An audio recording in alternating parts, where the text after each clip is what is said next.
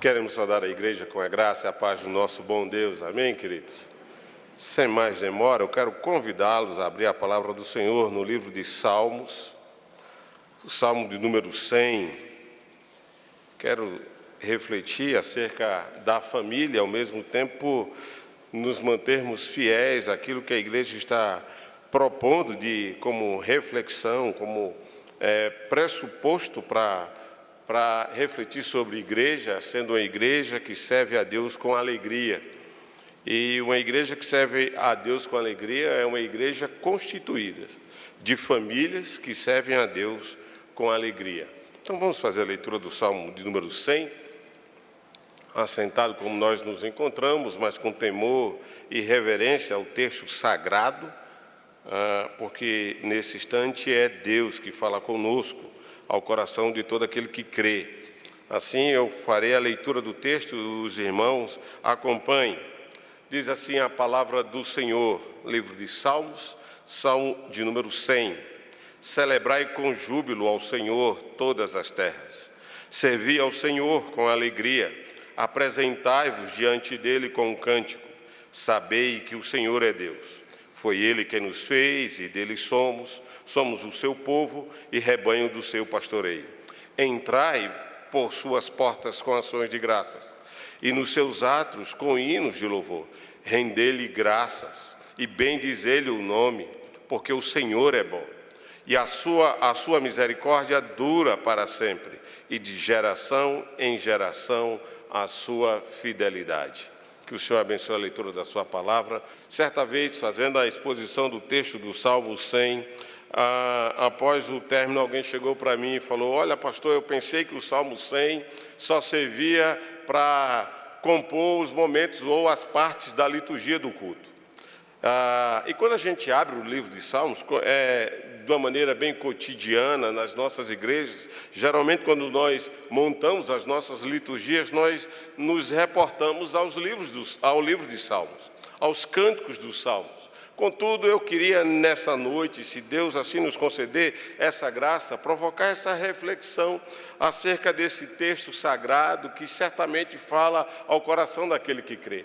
Quando eu estava refletindo nesse texto, estava pensando em como aplicar esse texto à família, eu estava refletindo justamente porque as famílias dos nossos dias, da nossa geração, são famílias que estão tão distantes daquilo para o qual o Senhor nos constituiu como famílias de fato. Porque nós não vivemos essa alegria de servir a Deus como nós deveríamos viver. Não sei quantos de nós já parou para refletir. Esses dias eu estava conversando com o meu filho Alain, como falou o Jefferson, a gente está vivendo um momento especial na nossa família. Agora eu saí do estado de pai, fui para um estado de sogro, agora vou para o outro estado da família, que é de avô, né? E eu tenho compartilhado isso na minha rede social, e eu aproveito para compartilhar as minhas devocionais, e tem sido um momento divertido. E eu estava conversando com o Alain, porque agora a Riane tem seu próprio lar, tem sua própria família, né? E eu conversando com o Alain, dizendo mais ou menos o seguinte: Alain, e a gente estava deitado num sofá-cama que tem lá em casa, no escuro, e a gente conversando, eu falei: Alain, você já parou para refletir por que a gente tem dificuldade de fazer as escolhas certas? E aí eu estava provocando essa reflexão nele, porque eu aproveitei aquele momento para ser um momento pai e filho, onde o meu desejo era estimulá-lo a escolher coisas certas, a refletir sobre as coisas certas. Ele: como assim, pai? Olha, os filhos não... Você já parou para observar que os filhos não... os pais não chegam para os filhos e dizem assim para os seus filhos: ó, meu filho, hoje você está liberado, vá aproveitar a vida, falta aula, não vá para a universidade, sabe de uma coisa, eu vou pagar, toma aqui um dinheiro, vai para uma boate hoje, né? Faça isso com a sua vida. Olha, cara, faz o seguinte, toma aqui mais um dinheiro, fica com aquela menina lá, ou fica com aquele rapaz que eu acho ele bonitinho, vai lá, faz essas coisas. Os pais não fazem isso, já pelo contrário, os pais e aí o filho chega para o pai e diz assim: não, pai, que é isso? Eu vou fazer algo desse tipo, não. Eu quero ler a Bíblia hoje. Para que eu uso? Que é isso, pai? O pai chega, filho, falta a faculdade, fica aí brincando no Instagram, vai usar seu Facebook, use suas redes sociais, fica aí investindo tempo com essas coisas. Aí o filho, não, pai, eu quero tirar um tempo em oração, quero ir para a igreja. Os filhos não fazem essas escolhas. Quando, pelo contrário, os pais têm que fazer isso debaixo de pressão, né? Subjugando os filhos, botando contra a parede, meu filho, faça essas coisas, e a gente rindo dessa situação. Você percebe, Alan? É assim que às vezes Deus trata cada um de nós. Porque somos esses filhos rebeldes que constantemente estamos fazendo as escolhas erradas na nossa vida, desperdiçando a nossa existência, a nossa vida, a existência como família, deixando de servi-lo com alegria, como propõe o texto do Salmo 100. E deixe-me trazer o pano de fundo dos Salmos. Acho isso importante porque, por vezes, nós temos perdido a grandeza da mensagem do texto sagrado porque nós não conhecemos o contexto ou o pano de fundo ao qual o texto faz parte. Essa categoria do Salmo 100, ele é conhecido como, ele é entendido pelos eruditos como uma categoria de salmos reais. E permitam-me explicar nesse instante, antes de introduzirmos o Salmo 100. Ele é considerado de salmos reais porque ele é um resumo dos 5 últimos salmos, que vai do Salmo 25 até o Salmo de número 99. E esses 5 últimos salmos, ele vai exaltar a realeza divina do Deus eterno. Esse é o propósito dos salmos. Essa categoria de salmo vai convidar, portanto, as famílias a quem o texto é dirigido a se prostrar diante de Deus e, de fato, a adorá-lo. E não somente adorá-lo, não somente exaltar o seu nome, mas, de fato, servi-lo com alegria. Essa é a mensagem central do Salmo 100. Ele vai ser o resumo, portanto, como falei, dos 5 últimos salmos. E a ideia dos salmos da realeza divina, que envolve ainda o Salmo 93, mas essa perícope do Salmo 100 envolve só os 5 últimos salmos, como assim já falamos, é a ideia de que existia o rei que já reinava. Esse rei se assenta em seu trono, ele destrói as suas nações, as nações inimigas. Os reis que foram subjugados vêm diante dele, portanto, desse rei que assume o império, e esse rei passa a ser servido pelos reis subjugados, porque esse rei que assumiu o seu trono, que assume o seu reino, traz um novo modelo para o seu reinado. É essa a proposta, é o pano de fundo que está por trás desse texto. E o que vai remontar, historicamente, as canções, essas canções que foram registradas no Salmo 100, é o episódio do final do império, do exílio babilônico.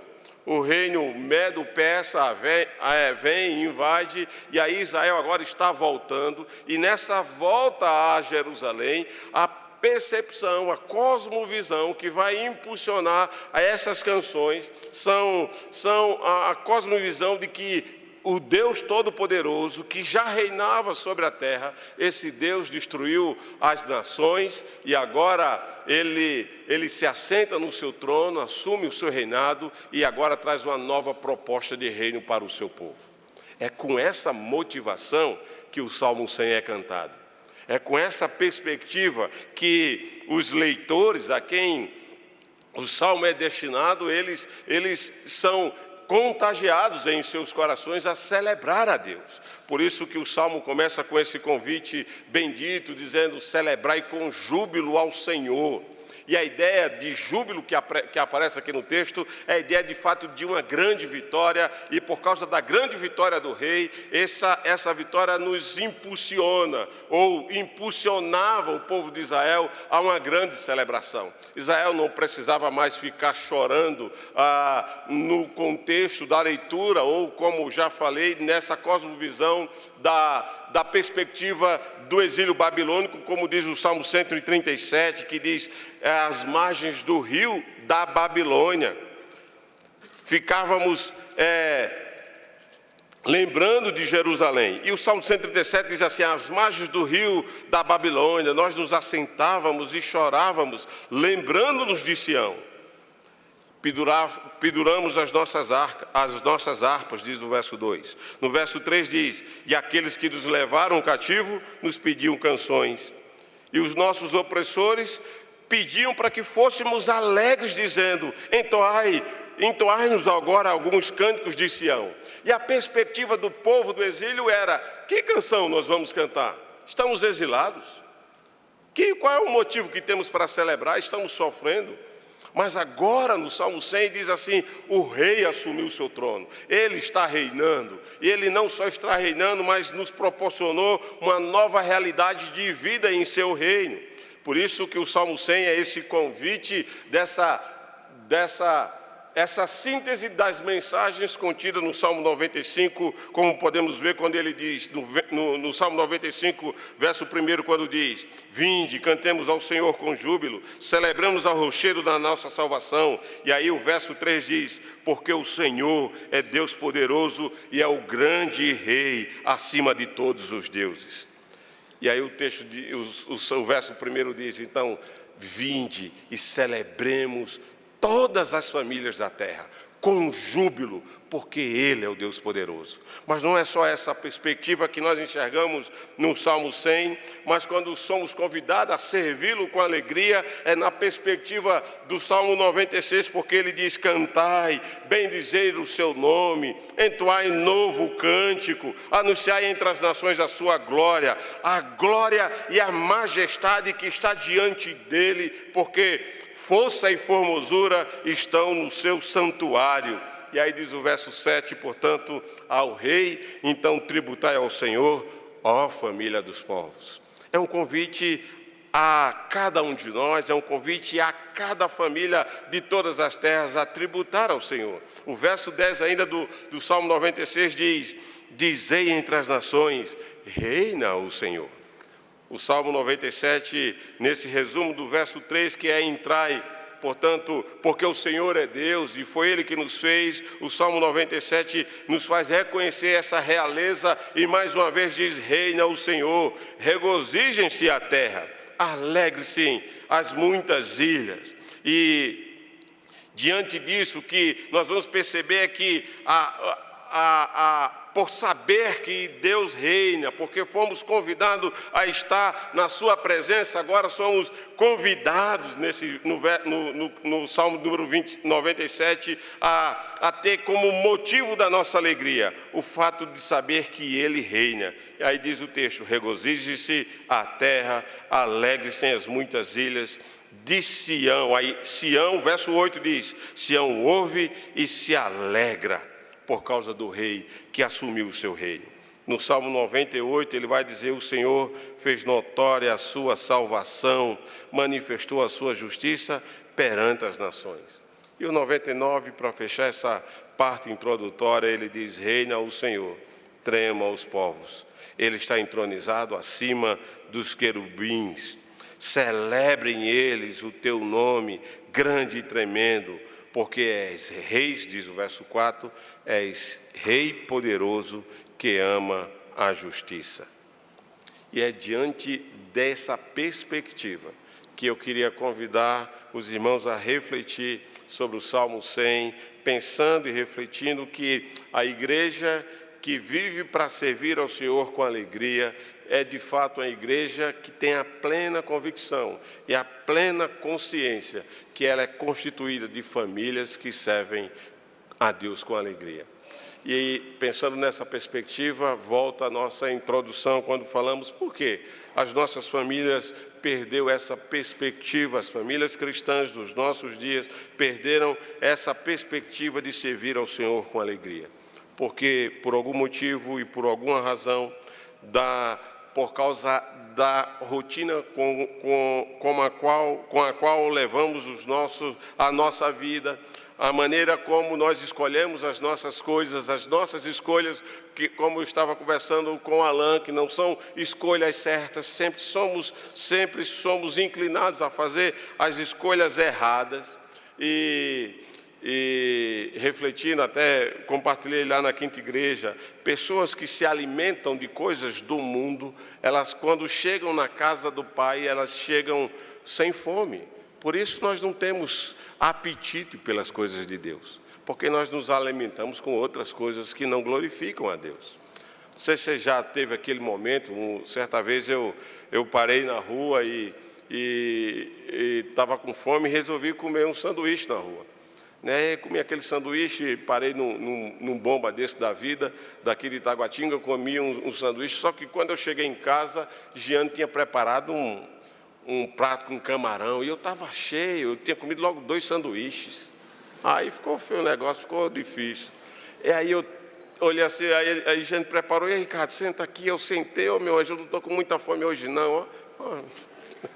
Aí eu sentei na mesa e tive que passar e engolir, e olha que eu amo camarão, né? Amo comidas, esse camarão, peixe, e aí eu sentei e fiz companhia a ela e tive que mastigar alguns camarões ali, justamente porque eu havia me enchido com coisas vãs. Trocar um prato de camarão por um bomba desse de Taguatinga está de brincadeira. Está de brincadeira. Fala sério, né, Jefferson?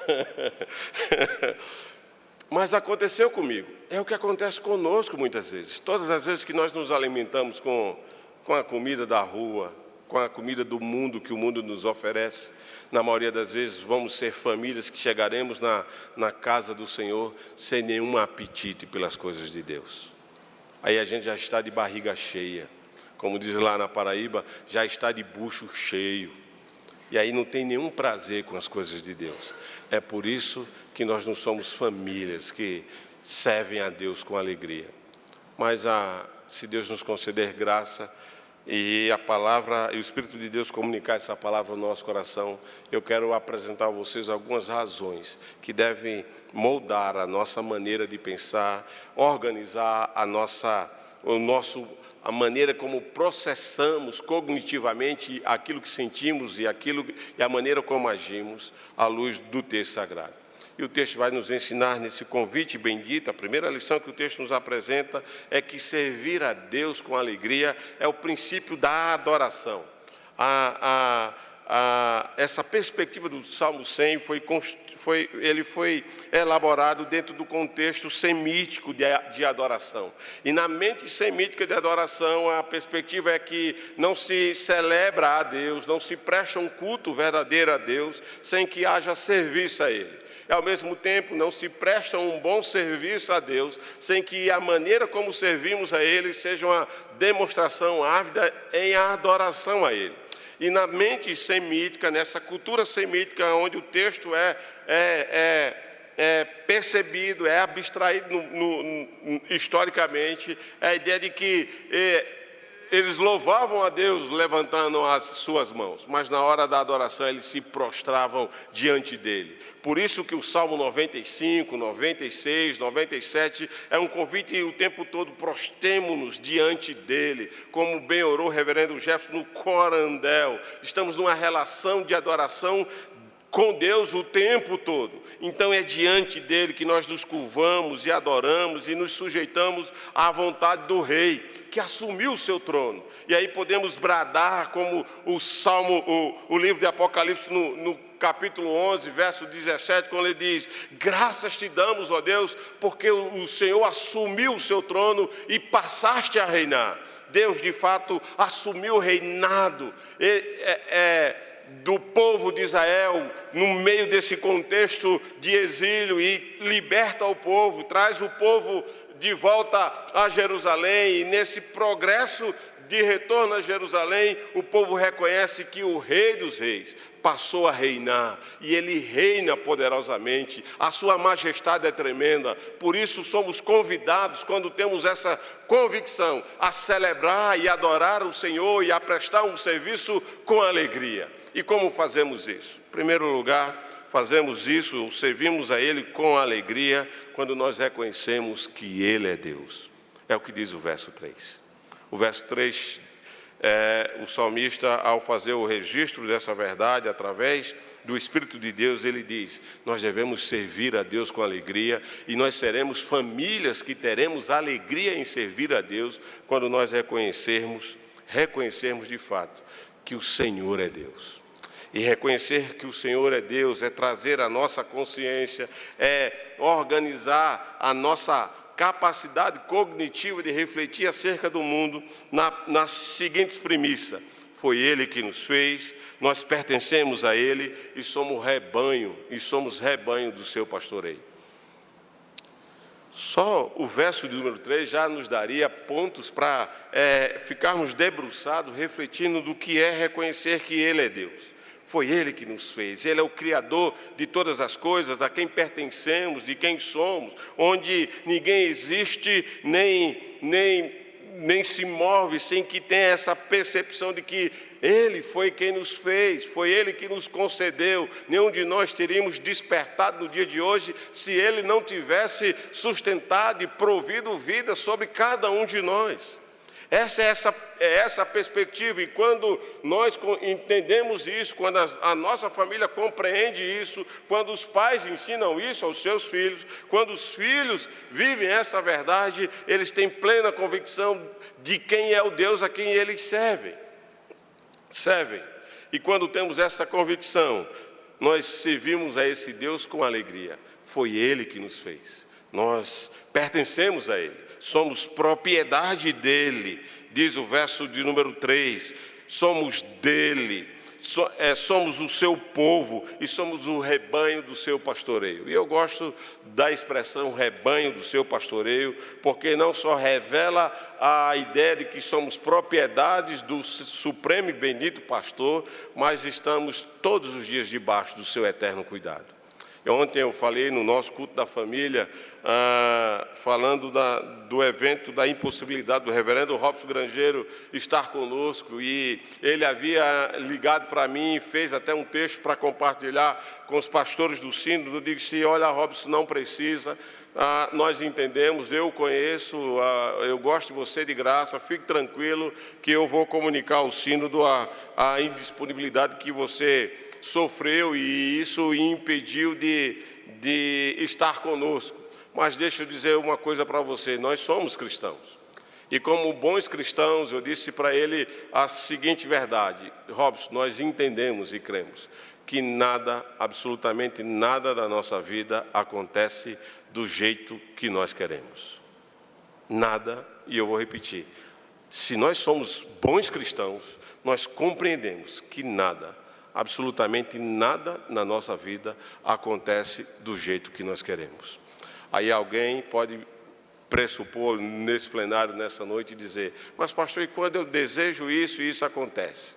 O que ocorre é que, de quando em quando, o nosso querer concorre com o querer de Deus, mas sempre vai ser a vontade de Deus por uma única razão: Ele é Deus, foi Ele que nos fez, somos povo dEle, pertencemos a Ele e somos rebanho do seu pastoreio. Amém, queridos? Quando nós entendemos isso, nós não ficamos refém das circunstâncias. Nós não ficamos com o nosso coração subjugados e amedrontados diante da adversidade. Eu sei que Ele é Deus.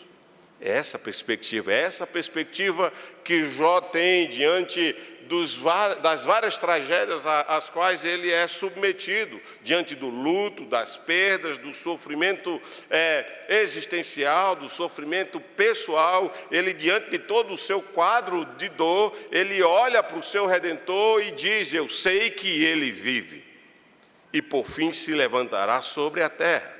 É doloroso o meu quadro, é difícil o momento que eu estou vivenciando, mas como família do Senhor, eu sei que Ele é Deus, eu pertenço a Ele e sou rebanho do seu pastoreio. Deus tem cuidado de mim, por isso eu vou servi-lo com alegria.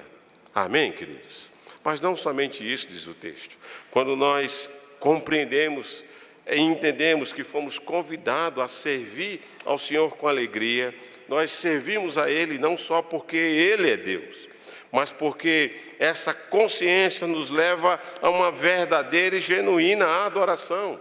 Diz o verso 4: entrai, portanto, por suas portas com ações de graça, e nos seus atos com hinos de louvor, render-lhe graças e bendizer-lhe o nome.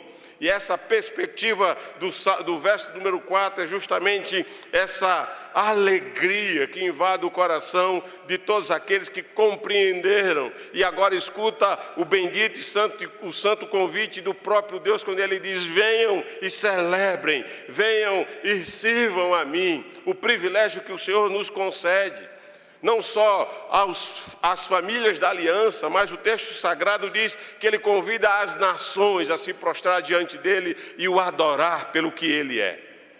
Veja que privilégio.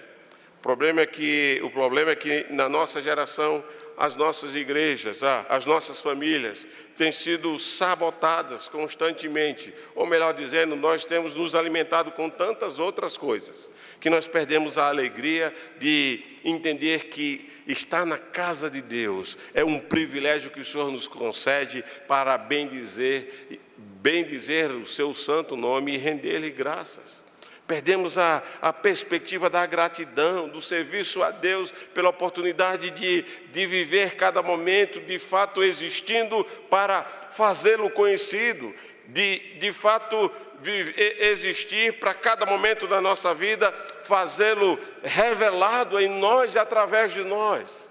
Perdemos essa perspectiva de fazer da nossa vida uma vida de adoração e serviço a Deus com alegria. A minha oração, portanto, nessa noite é que Deus nos ajude a sermos uma família que serve a Deus com alegria.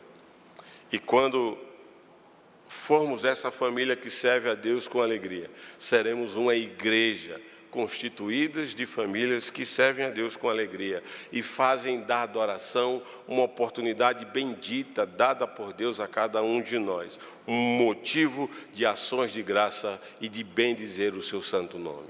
Se entendermos isso, não haverá um dia na nossa vida que drene de nós e não existirá nada na nossa vida que drene de nós a alegria de estar na casa do Senhor.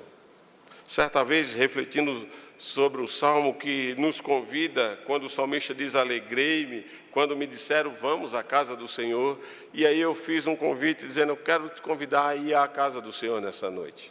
Eu quero convidar você a adorar o Rei dos Reis. E eu disse: olha, eu não estou te convidando para ir jogar bola, não. Eu não estou te convidando para ir fazer uma grande viagem para conhecer o mundo. Nem tampouco estou te convidando para cometer um suicídio coletivo. Eu estou te convidando para bendizer o Senhor. E um cristão que entende isso, a família que entende isso, ela vai ter a alegria, a família que tem a compreensão e o entendimento de servir a Deus com alegria, não existirá nada, nenhuma circunstância contrária que roubará dessa família a bênção, o privilégio de render graças ao Senhor e bendizer-lhe o nome. Como diz o texto, se nós compreendemos isso, se entendemos isso, então vamos entrar por suas portas com ações de graças, vamos entrar nos seus atos com hinos de louvor, vamos de fato render-lhe graça e bendizer-lhe o nome, por uma única razão: o Senhor reina. É essa perspectiva que impulsiona o povo da aliança do Salmo 100 a celebrar a Deus com alegria. É essa perspectiva que impulsiona as famílias semíticas do Salmo 100 a bendizer-lhe o nome. O Senhor reina, o Todo-Poderoso assumiu o seu trono. E é nessa perspectiva que nós, as famílias da aliança do século 21, é convidado a celebrar a Deus todos os dias e a servi-lo com alegria. O nosso eterno Deus, Ele reina. Isso deve impulsionar cada um de nós a nos envolvermos e a nos comprometermos ainda mais com o Deus da criação. Mas não somente isso, diz o texto. Nós servimos a Deus com alegria não só porque Ele é Deus, não só porque Ele é o motivo da nossa adoração, mas servimos a Deus com alegria por causa dos seus atributos. E ele apresenta aqui nesse texto 3 atributos de Deus: a sua bondade, a sua misericórdia e a sua fidelidade. E estudar os atributos de Deus é fantástico, porque quando o salmista aponta para o atributo da bondade de Deus. Ele está dizendo, está comunicando ao leitor do Salmo 100 a seguinte verdade: você sabe porque você chegou diante do Rei dos Reis, está adorando na beleza da sua santidade, porque a bondade de Deus o alcançou um dia, converteu o seu coração e o trouxe para se relacionar e para estar diante do Deus Todo-Poderoso, do majestoso Deus. Por isso que o Salmo 95, no verso 8, vai dizer: Deus é bom, porque Ele aponta o caminho ao pecador. Não é o pecador que acha o bom caminho, mas é o próprio Deus, pela sua eterna e bendita bondade, que nos alcança e nos conduz pelo bom caminho, e esse bom caminho se chama Jesus Cristo. E quando nós compreendemos isso, não há outro sentimento no nosso coração, senão de servir a esse Deus e servir com alegria. Somos convidados nessa noite, de fato, a servir a Deus com alegria por causa da sua bondade. A bondade de Deus mudou a nossa sorte. A bondade de Deus interviu sobre a nossa vida e nos conduziu para um caminho de salvação. Como diz o Salmo 98, o Senhor fez notória a sua salvação e manifestou a sua justiça. E quando o texto sagrado fala da justiça de Deus, está falando do Jesus Cristo, o Deus conosco, o Emanuel, o Deus encarnado, que morreu naquela cruz em nosso lugar. Mas não somente isso. Diz o texto que nós servimos a Deus com alegria porque Ele é Deus, porque é o motivo da minha celebração, das minhas ações de graça, da minha adoração, não só por causa da sua bondade, pelo atributo da sua bondade que me conduz pelo caminho certo, mas eu celebro a Deus e sirvo a Ele com alegria por causa da sua misericórdia que dura para sempre. E eu sempre, outro atributo de Deus, a misericórdia do Senhor, que é a razão de não sermos consumidos, diz o profeta Jeremias em Lamentações 3. E é fantástico você ler Lamentações 3, e se os irmãos depois puderem, desejarem se aprofundar nesse texto, leia esses 5 textos nessa perspectiva dos profetas Ageu. Leia esse texto na perspectiva dos livros históricos de Neemias e de Esdras, para vocês compreenderem a adoração que acontecia naquele templo, para que os irmãos compreendam o que impulsionava aquele povo a celebrar a Deus, porque eles tinham um sentimento, uma consciência clara, evidente, tácita, de que o Deus Todo-Poderoso, o Rei dos Reis, o majestoso Rei que passou a reinar, esse Rei era bom e era misericordioso, porque preservou a família dele, a família da aliança, num contexto de exílio. E esse povo celebra a Deus e diz: então nós vamos servir ao Senhor com alegria, por causa da sua misericórdia. Eu resumo a misericórdia de Deus, sempre que eu tenho a oportunidade de falar, dizendo a seguinte frase: a misericórdia de Deus que se renova a cada manhã, como Deus revela a Jeremias lá em Lamentações 3, nos traz a ideia de que todos os dias, quando somos sustentados, mantidos e despertados pelo bom Deus, nós temos a oportunidade de começar de novo, porque essa misericórdia se renovou sobre cada um de nós. Mas não somente isso, diz o texto, para concluir, nós servimos a Deus com alegria por causa da fidelidade dele para conosco. É a certeza de que, de fato, Deus vai nos segurar pela sua bendita mão. Somos assistidos por Ele, é Ele que nos guia, é Ele que nos conduz, é Ele que nos mantém e preserva o seu povo em pé, mesmo quando somos fracos, mesmo quando somos trôpegos na nossa caminhada, mesmo quando os obstáculos nos desanimam, nos impedem de prosseguir, esse bendito Deus, essa fidelidade de Deus, e a ideia é essa firmeza em Deus, esse Deus que é digno da nossa confiança, nos impulsiona, nos coloca em pé e nos conduz pelo bom caminho que Ele nos guia. Esses dias, conversando com um candidato ao seminário, ele compartilhando a sua dor, a sua decepção, lá de João Pessoa, e por algum motivo, o pastor da igreja, juntamente com o seu conselho, falou: olha, meu irmão, vamos fechar esse trabalho, você vai voltar aqui para a sede, você vai ficar aqui na sede, porque não há interesse da nossa igreja darmos continuidade nesse trabalho, nesse lugar.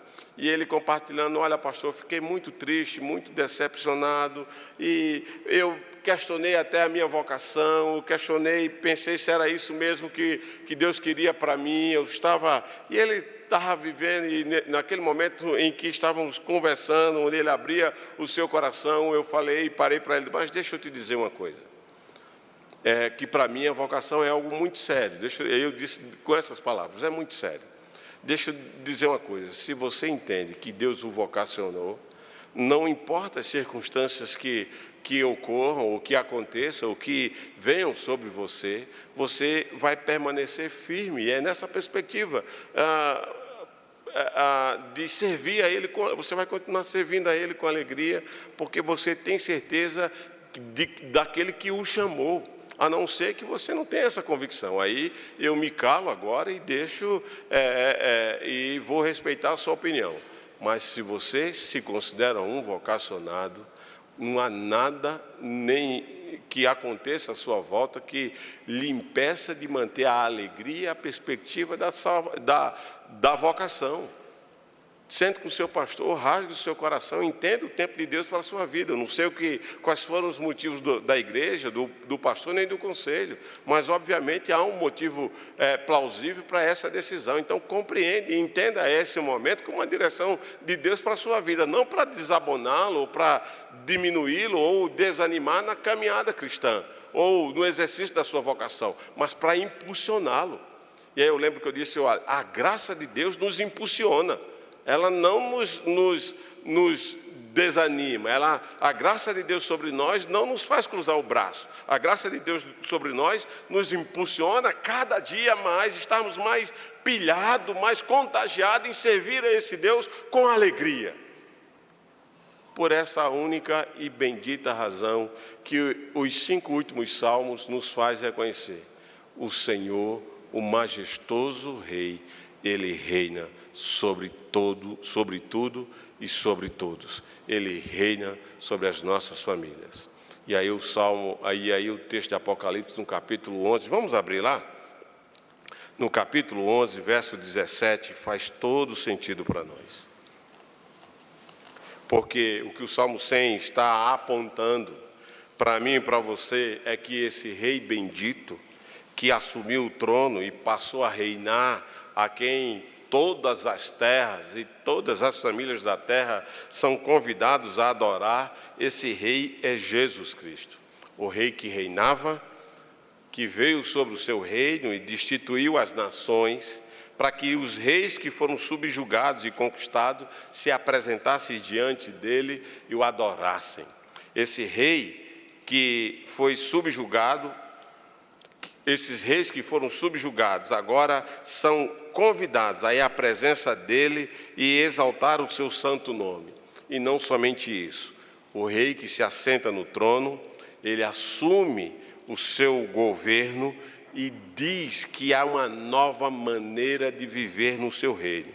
E aqui no capítulo 11, como falei, no verso 17, diz assim: por isso nós servimos a Deus com alegria. E porque compreendemos isso, nós damos graças a Deus. E aí o texto diz assim, vamos ler todos juntos? Dizendo, graças te damos, Senhor Deus, Todo-Poderoso, que és e que eras, porque assumiste o teu grande poder e passaste a reinar. Amém, queridos?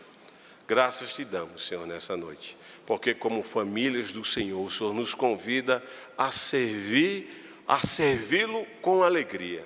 Porque o Senhor, o que era e o que é, e sempre será, assumiu o seu santo e bendito reinado, e passaste a reinar. Que o Senhor reine sobre a minha vida, que o Senhor reine sobre a sua vida, sobre a vida das nossas famílias, sobre a vida dessa igreja, para a glória dele mesmo. Que assim seja. Amém.